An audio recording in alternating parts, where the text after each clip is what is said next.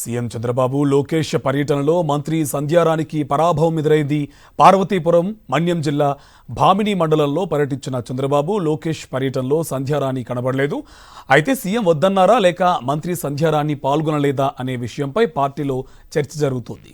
Sandhyarani PA Satish పై కేసుతో సంధ్యారాణిపై చంద్రబాబు అసహనం వ్యక్తం చేశారు. అయినప్పటికీ సతీష్ను కేసులో అరెస్టు కాకుండా సంధ్యారాణి కాపాడుకొస్తున్నారు. ఆరోపణలు ఉన్నవారిని దూరం పెట్టాలని చంద్రబాబు హెచ్చరించిన సంధ్యారాణి తీరు మార్చుకోలేదు. ఇప్పుడు సీఎం చంద్రబాబు లోకేష్ పర్యటనలో మంత్రి కనపడకపోవడం తీవ్ర చర్చనీయాంశంగా మారింది.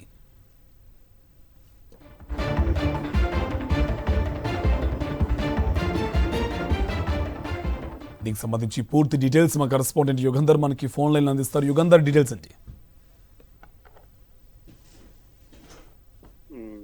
ముఖ్యమంత్రి Chandrababu Naidu, IT minister, education minister Lokesh Parvathipuram Manyam జిల్లా భామిని మండలం భామినిలోని ఏపీ మోడల్ స్కూల్లోని పేరెంట్స్ మీటింగ్ అయితే అటెండ్ అయ్యారు. ఈ కార్యక్రమానికి జిల్లా మంత్రిగా గుమ్మడి సంధ్యారాణి, ట్రైబల్ మినిస్టర్ గా కూడా హాజరు కావాల్సింది.